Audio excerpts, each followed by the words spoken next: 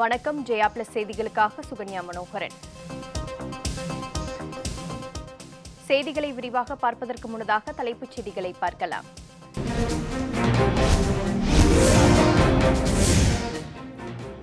டெல்லியில் வரும் 27ஆம் தேதி ஜிஎஸ்டி கவுன்சில் கூட்டம். அரசுக்கான வருவாயை கூட்டுவது தொடர்பாக முக்கிய ஆலோசனை.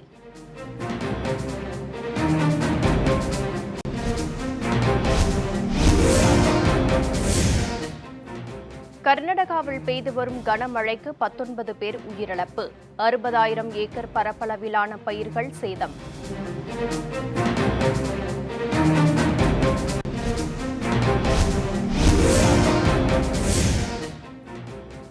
தலைநகர் டெல்லியில் இடைவிடாமல் பெய்யும் கனமழை. சாலைகளில் தண்ணீர் தேங்கியதால் வாகன போக்குவரத்து பாதிப்பு.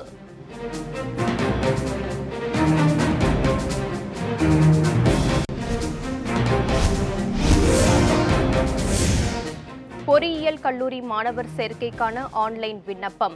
சான்றிதழ்களை பதிவேற்றம் செய்ய இன்று கடைசி நாள்.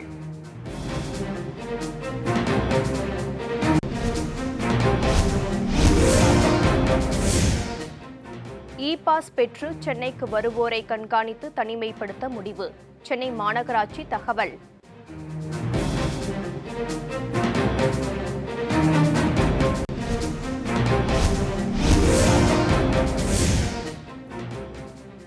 காவலரை வெடிகுண்டு வீசி கொன்ற ரவுடியின் உடலை வீச்சரிவாளுடன் புதைத்த உறவினர்கள்.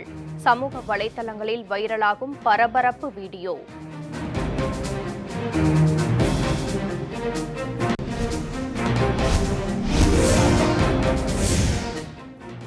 கொரோனாவால் பாதிக்கப்பட்ட பாடகர் எஸ்பி பாலசுப்ரமணியத்திற்கு தொடர்ந்து சிகிச்சை. மீண்டு வர வேண்டி இன்று மாலை கூட்டு பிரார்த்தனை.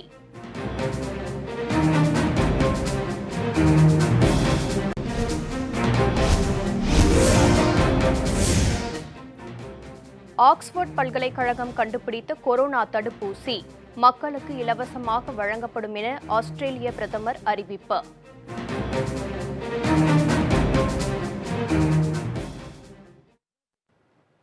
இனி விரிவான செய்திகள். ஜிஎஸ்டி கவுன்சில் கூட்டம் வரும் 27ஆம் தேதி நடைபெறும் என தகவல் வெளியாகியுள்ளது.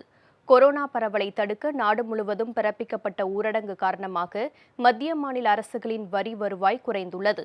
அத்துடன் ஜிஎஸ்டி அமலாக்கத்திற்காக மாநில அரசுகளுக்கு வழங்கும் இழப்பீட்டிற்கான நிதியத்திலும் பற்றாக்குறை ஏற்பட்டுள்ளது.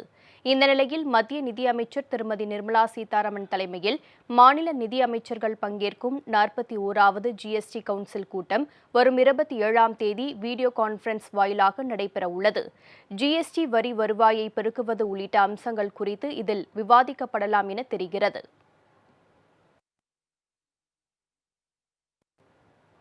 கர்நாடகாவில் பெய்து வரும் கனமழைக்கு 19 பேர் பலியாகியுள்ளனர். 60,000 ஏக்கர் பரப்பளவிலான பயிர்கள் சேதமடைந்துள்ளனர். கர்நாடகாவில் தென்மேற்கு பருவமழை தீவிரமடைந்துள்ளது. பெங்களூரு, மைசூரு, குடகு, ஷிமோகா உள்ளிட்ட தென் கர்நாடக பகுதிகளிலும், தட்சிணா கன்னடா, உடுப்பி, உத்தர கன்னடா ஆகிய கடலோர மாவட்டங்களிலும், பெலாகவி, ராய்ச்சூர், பாகல்கோட்டை, யாதகிரி, விஜயாபுரா, தார்வார் உள்ளிட்ட வட கர்நாடக பகுதிகளிலும் கனமழை கொட்டி தீர்த்து வருகிறது. மேலும் தொடர் கனமழை காரணமாக மாநிலத்தில் உள்ள அணைகளும் வேகமாக நிரம்பி வருகின்றன. இதன் காரணமாக அணைகளில் இருந்து ஆறுகளுக்கு தண்ணீர் திறந்துவிடப்பட்டுள்ளது. இந்த நிலையில் கர்நாடகாவில் கடந்த 2 வாரங்களாக பெய்து வரும் கனமழையால் 60,000 ஏக்கர் பரப்பளவில் பயிரிடப்பட்டிருந்த பயிர்கள் சேதமடைந்துள்ளன. 50,000 ஹெக்டேர் தோட்டக்கலை பயிர்களும் சேதமடைந்துள்ளன. சுமார் 6,000 குடியிருப்புகள் நீரில் மூழ்கியுள்ளன. 19 பேர் உயிரிழந்துள்ளதாக மாநில அரசு தெரிவித்துள்ளது.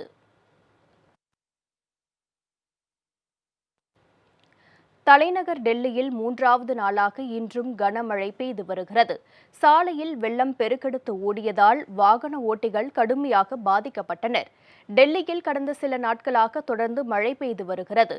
4வது நாளாக இன்றும் மழை வெளுத்து வாங்கியது. மாயூர் விஹார், பரஃப் கானா, கிரிஷி பாவன் உள்ளிட்ட பகுதிகளில் சாலைகளில் மழைநீர் பெருக்கெடுத்து ஓடியது. வெள்ளத்தில் மிதந்தபடி வாகனங்கள் ஊர்ந்து சென்றதால் போக்குவரத்து நெரிசல் ஏற்பட்டது. இருசக்கர வாகனத்தில் சென்றவர்கள் கடும் இன்னலுக்கு ஆளாகினர்.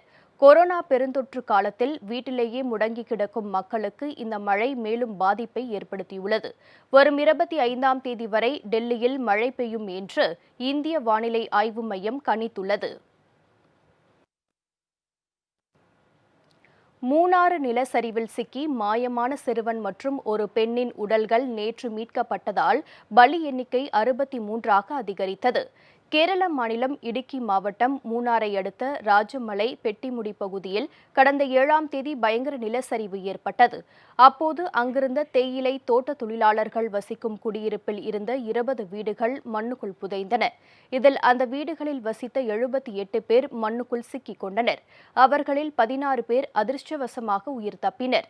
மேலும் மண்ணுக்குள் புதைந்தவர்களை மீட்கும் பணி துரிதமாக நடைபெற்று வந்தது. இந்த மீட்பு பணியில் இதுவரை மண்ணுக்குள் புதைந்த பலியான 61 பேரின் உடல்கள் மீட்கப்பட்டன. இந்த நிலையில் 13வது நாளான நேற்று பெட்டிமுடி கல்லார் ஆற்றங்கரையோரத்தில் அழுகிய நிலையில் ஒதுங்கியிருந்த 9 வயது சிறுவனின் உடல் மீட்கப்பட்டுள்ளது. சிறுவன் பெயர் விஷ்ணு என்பது தெரியவந்தது. இதன் மூலம் பலி எண்ணிக்கை 63ஆக அதிகரித்தது. எஞ்சிய 7 பேரை தேடும் பணி தொடர்ந்து நடைபெற்று வருகிறது. தூத்துக்குடியில் காவலர் சுப்பிரமணியத்தை வெடிகுண்டு வீசி கொலை செய்த ரவுடி துரைமுத்துவின் உடல் மீது வீச்சரிவாள் வைத்து அவரது உறவினர்கள் அடக்கம் செய்த சம்பவம் பெரும் பரபரப்பை ஏற்படுத்தியுள்ளது. தூத்துக்குடி மாவட்டம் மணக்கரையில் நேற்று முன்தினம் மணல் கடத்தலை தடுக்க சென்ற காவலர் சுப்பிரமணியன் ரவுடி துரைமுத்துவால் வெடிகுண்டு வீசி கொல்லப்பட்டார். பலியான காவலர் சுப்பிரமணியத்தின் உடல் நேற்று அவரது சொந்த ஊரான பண்டாரவிளையில் அரசு மரியாதையுடன் நல்லடக்கம் செய்யப்பட்டது. அதேபோல் ரவுடி துரைமுத்துவின் உடலும் பிரேத பரிசோதனைக்கு பின்னர் அவரது சொந்த ஊரான வெள்ளூரில் அடக்கம் செய்யப்பட்டுள்ளது. ரவுடியின் உடல் மீது வீச்சரிவாள் வைத்து அவரது உறவினர்கள் அடக்கம் செய்துள்ளனர். பெரும் பரபரப்பை ஏற்படுத்தியுள்ள இந்த சம்பவம் சமூக வலைதளங்களில் பரவி வைரலாகி வருகிறது.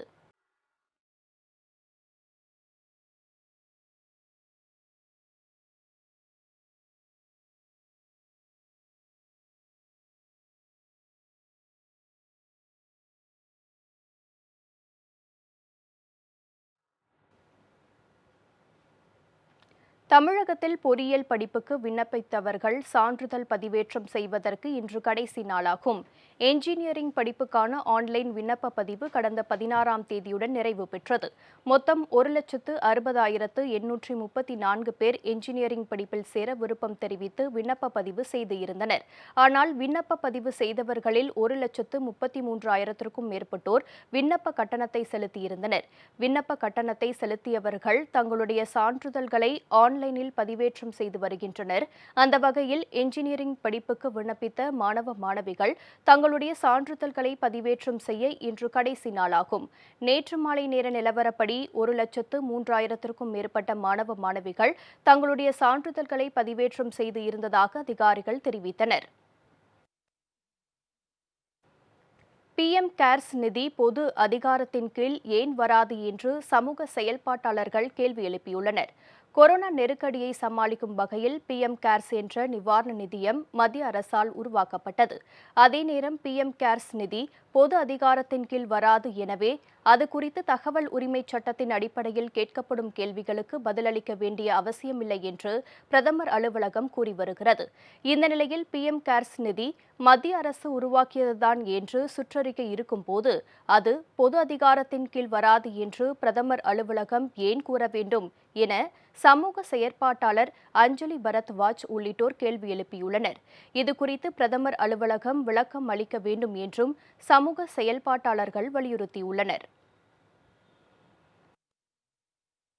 அடுத்த மாதம் பள்ளிகள் திறக்கப்பட உள்ளதாக அனைத்து பணியாளர்களுக்கும் கொரோனா வைரஸ் பரிசோதனை மேற்கொள்ள அசாம் அரசு உத்தரவிட்டுள்ளது.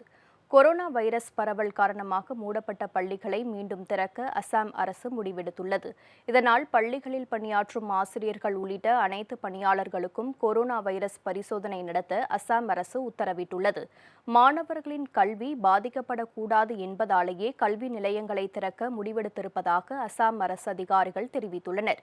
கல்வி நிலையங்களை திறக்க உள்ள நிலையில் மாணவர்களுக்கு கொரோனா வைரஸ் பரவலை தடுக்கும் விதத்தில் ஆசிரியர்கள் மற்றும் பணியாளர்களுக்கு கொரோனா வைரஸ் பரிசோதனை செய்யும் நடவடிக்கை எடுக்கப்பட்டுள்ளதாக உயர் அதிகாரிகள் தெரிவித்துள்ளனர்.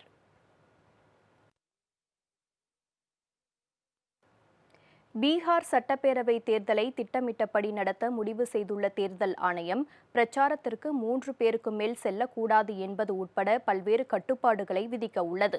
கொரோனா தொற்றினால் பல்வேறு மாநிலங்களில் நடத்தப்பட இருந்த இடைத்தேர்தல்கள் ஒத்திவைக்கப்பட்டுள்ளன.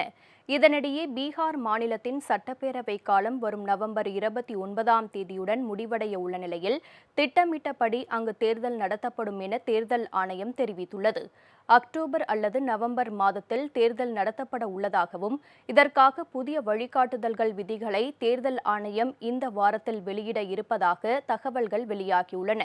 கொரோனா பரவல் எதிரொலியாக கூட்டத்தை குறைக்கும் வகையில் வேட்புமனு தாக்கலின் போது வேட்பாளருடன் 2 பேர் மட்டுமே செல்லவும், வாக்கு சேகரிக்க 3 பேர் மட்டுமே செல்லவும் அனுமதி வழங்கப்பட உள்ளதாகவும் கூறப்படுகிறது.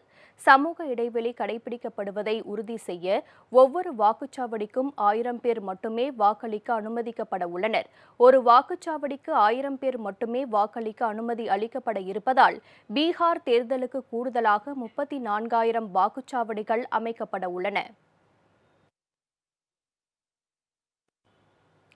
மேற்கு வங்கத்தில் மருத்துவ உபகரண கொள்முதலில் முறைகேடு நடைபெற்றிருப்பதாக எழுந்திருக்கும் புகார் குறித்து விசாரணை நடத்த முதலமைச்சர் செல்வி மம்தா பானர்ஜி உத்தரவிட்டுள்ளார். மேற்கு வங்கத்தின் மருத்துவ உள்கட்டமைப்பு வசதிகளை மேம்படுத்துவதற்காக மாநில அரசு சுமார் 2000 கோடி ரூபாய் நிதியை அண்மையில் ஒதுக்கியது. இதில் பெரும்பான்மையான நிதி கிருமி நாசினி, கையுறைகள், முகக்கவசங்கள், மருத்துவர்களுக்கான பாதுகாப்பு உடைகள், உயிர்காக்கும் கருவிகள், தற்காலிக மருத்துவ மையங்கள், தனிமைப்படுத்துதல் மையங்கள் உள்ளிட்டவற்றுக்காக செலவிடப்பட்டது. இந்த மருத்துவ உபகரணங்கள் கொள்முதலில் முறைகேடு நடைபெற்றிருப்பதாக முதலமைச்சர் அலுவலகத்திற்கு தொடர்ந்து புகார்கள் வந்தன. இதனால் மேற்கு வங்க அரசியலில் பெரும் சலசலப்பு ஏற்பட்டது. இதனையடுத்து இந்த புகார்கள் குறித்து விசாரணை நடத்த முதலமைச்சர் செல்வி மம்தா சிறப்பு குழுவை அமைத்து உத்தரவிட்டுள்ளார். இக்குழு அளிக்கும் அறிக்கையின் அடிப்படையில் முறைகேடு நடைபெற்றிருப்பது உறுதி செய்யப்பட்டால் காரணமானவர்கள் மீது கடும் நடவடிக்கை எடுக்கப்படும் என்று செல்வி மம்தா எச்சரித்துள்ளார்.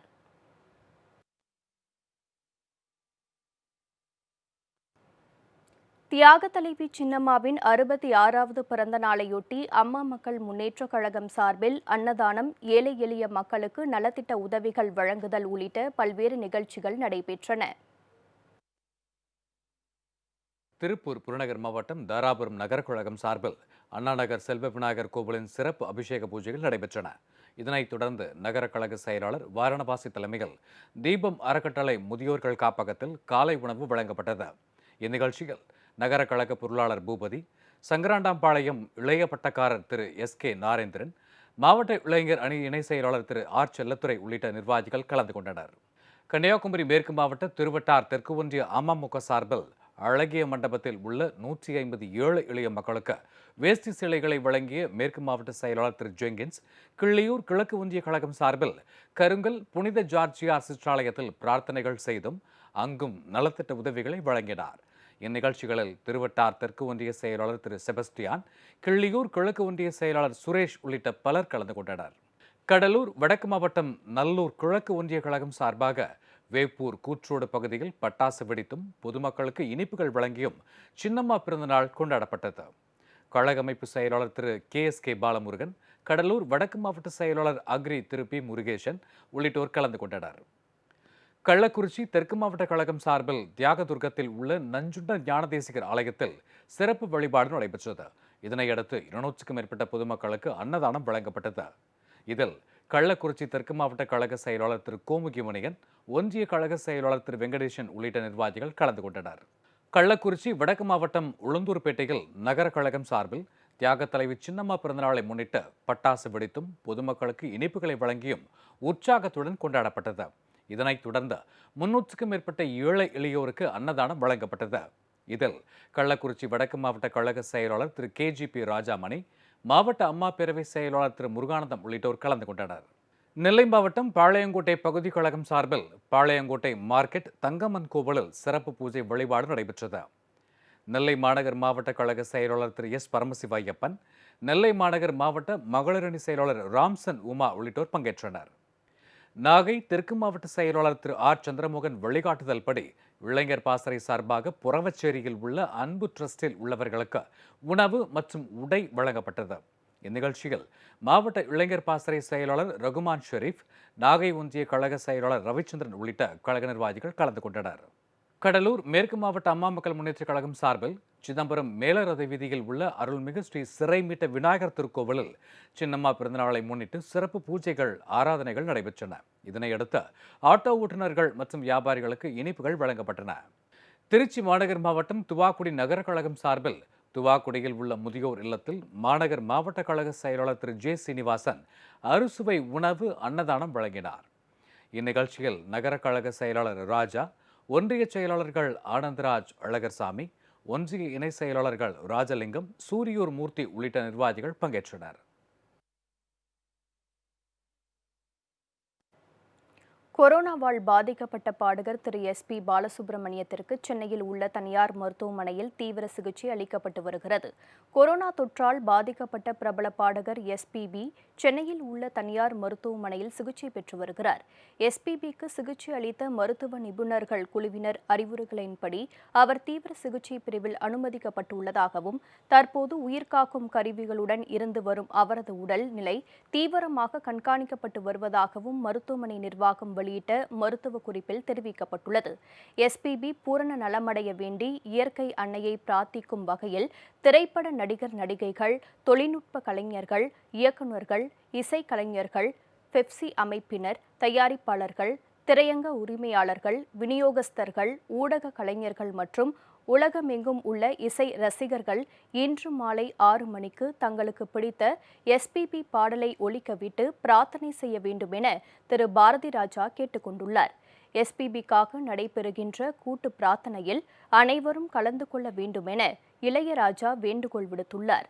இதேபோல் பின்னணி பாடகர் SP பாலசுப்ரமணியம் விரைவில் பூரண நலம் பெற வேண்டும் என நடிகர்கள் சிம்பு, கார்த்தி ஆகியோர் தெரிவித்துள்ளனர்.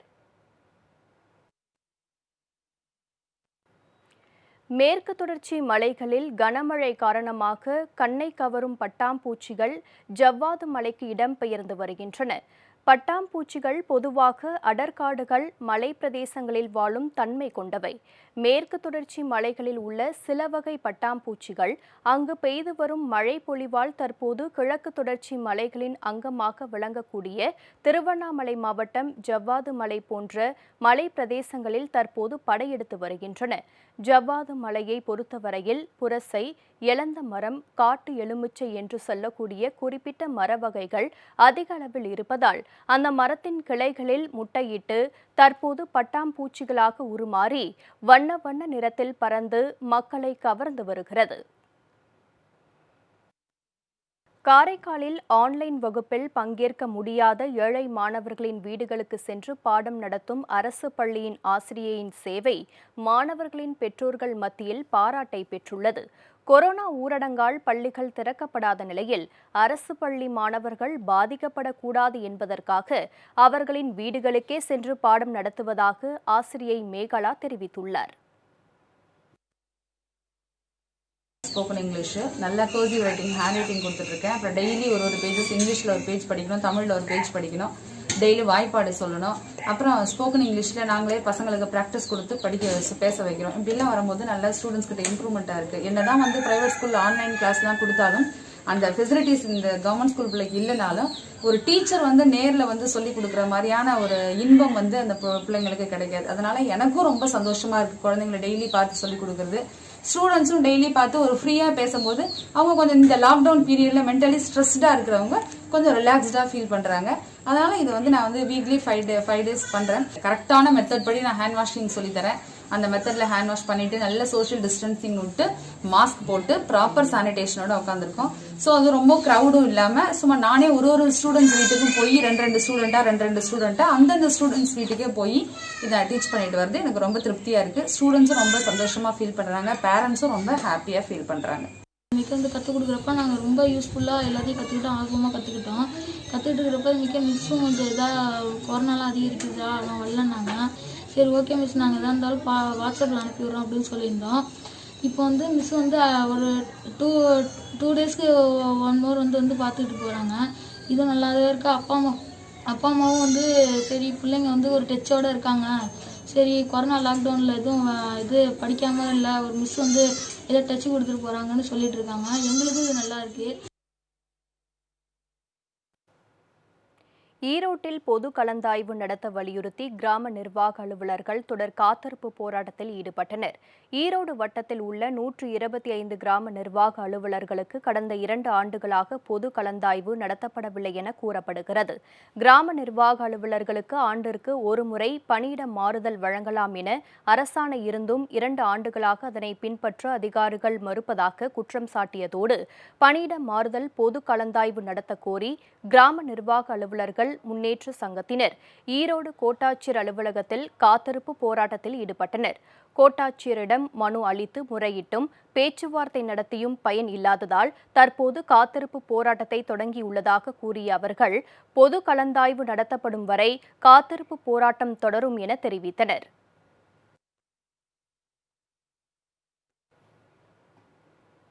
இந்தியாவிலேயே முதன்முறையாக தீயணைப்பு வீரர்களுக்கு கடலோர மீட்பு பயிற்சி பாக்ஜல சந்தி கடல் பகுதியில் பிரத்யேகமாக வழங்கப்பட்டது. தீ விபத்துகள் மற்றும் கட்டிட இடிபாடுகளில் சிக்கியவர்களை மீட்கும் பணியில் தீயணைப்பு வீரர்கள் வழக்கமாக ஈடுபடுகின்றனர். இந்த நிலையில் கடலோர பகுதிகளில் பாதிக்கப்படுபவர்கள், விபத்தில் சிக்குபவர்களை மீட்பதற்கு தீயணைப்பு வீரர்களுக்கு பயிற்சி அளிக்க முடிவு செய்யப்பட்டுள்ளது. இதன்படி நாட்டிலேயே முதன்முறையாக ராமநாதபுரம் மாவட்டத்தில் உள்ள பிரபன் வலசை என்ற இடத்தில் பயிற்சி அளிக்கப்பட்டது. 6 நாட்கள் நடைபெற்ற இந்த பயிற்சியில் கடல் பற்றிய அறிவு, மீட்பு பணியில் உள்ள புதிய தொழில்நுட்பம் உள்ளிட்டவை எடுத்துரைக்கப்பட்டது. மேலும் கடல் பகுதிகளில் சிக்கிக் கொண்டவர்களை மீட்க உதவும் rescue board, rescue tube, rubber boat with motor உள்ளிட்ட நவீன சாதனங்களை இயக்குவது குறித்தும் தீயணைப்பு வீரர்களுக்கு விளக்கப்பட்டது. கடலின் அடிப்பகுதியில் சிக்கிக் கொண்டவர்களை தேடும் பணிக்கு உதவும் ஸ்கூபா டைவிங் பயிற்சியும் வழங்கப்பட்டது. ஆஸ்திரேலிய மக்கள் அனைவருக்கும் கொரோனா தடுப்பூசி இலவசமாக போடப்படும் என பிரதமர் ஸ்காட் மோரிசன் அறிவித்துள்ளார். உலகின் பல்வேறு நாடுகளும் கொரோனாவிற்கான தடுப்பூசியை கண்டுபிடிப்பதில் தீவிரம் காட்டி வருகின்றனர். ஒரு சில நாடுகளில் தடுப்பூசி பரிசோதனை இறுதி கட்டத்தில் உள்ள நிலையில் ரஷ்யாவில் பயன்பாட்டுக்கு வந்துள்ள தடுப்பூசி குறித்து ஆராய்ச்சியாளர்கள் பல்வேறு சந்தேகங்களை எழுப்பியுள்ளனர். இதனிடையே இங்கிலாந்தின் ஆக்ஸ்போர்ட் பல்கலைக்கழகம் அந்நாட்டு அரசு மற்றும் அஸ்ட்ராஜெனேகா நிறுவனத்துடன் இணைந்து உருவாக்கியுள்ள கொரோனா தடுப்பு மருந்து அதிக நம்பகத்தன்மை அளிப்பதாக கூறப்படுகிறது. இந்த தடுப்பூசி தற்போது மனிதர்களுக்கு செலுத்தி பரிசோதிக்கப்பட்டு வருகிறது. இதனையடுத்து இந்த தடுப்பூசியை வாங்க அஸ்ட்ரா நிறுவனத்துடன் ஆஸ்திரேலிய அரசு சுமார் 135 கோடி ரூபாய் மதிப்பில் ஒப்பந்தம் மேற்கொண்டுள்ளது. இதுகுறித்து பேட்டியளித்துள்ள ஆஸ்திரேலிய பிரதமர் ஸ்காட் மோரிசன், ஆஸ்திரேலியர்கள் அனைவருக்கும் கொரோனா தடுப்பூசி இலவசமாக போடப்படும் என்று கூறினார்.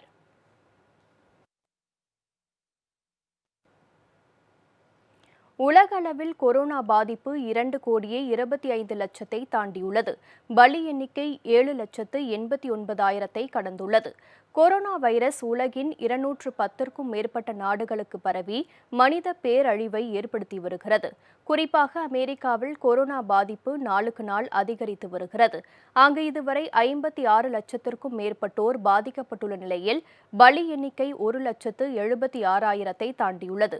அடுத்தபடியாக பிரேசிலில் 34 லட்சத்திற்கும் மேற்பட்டோர் பாதிக்கப்பட்டுள்ளதோடு 1,11,000 மேற்பட்டோர் உயிரிழந்துவிட்டனர். இதேபோல் ரஷ்யா, தென் ஆப்பிரிக்கா, மெக்சிகோ, சிலி, பெரு, கொலம்பியா உள்ளிட்ட பல்வேறு நாடுகளையும் கொரோனா வைரஸ் ஆட்டி படைத்து வருகிறது. சர்வதேச அளவில் கொரோனா பாதிப்பு 2,25,00,000 தாண்டியுள்ளது. பலி எண்ணிக்கை 7,89,000 கடந்துள்ளது. உலக அளவில் இதுவரை 1,52,00,000 மேற்பட்டோர் வைரஸ் தொற்றிலிருந்து மீண்டுள்ளனர். தைவான் அரசின் ரகசியங்களை திருட சீனா முயன்றதாக குற்றச்சாட்டு எழுந்துள்ளது. தைவான் நாட்டின் மீது அண்மையில் சைபர் தாக்குதல்கள் நடத்தப்பட்டது. இத்தாக்குதலை சீனா நடத்தியதாகவும் அரசின் முக்கிய தகவல்களை திருட சீனா முயன்று வருவதாகவும் அதிபர் சாய் இங்வென் புகார் தெரிவித்துள்ளார். இதனால் பொதுமக்கள் அனைவரும் எப்போதும் கவனமாக இருக்கும்படி வேண்டுகோள் விடுக்கப்பட்டுள்ளது. சீனாவிலிருந்து எப்போதும் இதுபோன்ற தாக்குதல் நடக்கும் ஆபத்து இருப்பதாகவும் தைவான் அரசின் செய்திக்குறிப்பு ஒன்று தெரிவித்துள்ளது. ஹாங்காங் நகரைப் போலவே தைவான் மீது அத்துமீறி ஆதிக்கம் செலுத்த சீனா சதித்திட்டம் தீட்டுவதாக குற்றச்சாட்டு எழுந்த நிலையில் தற்போது புதிய புகார்கள் எழுந்துள்ளன.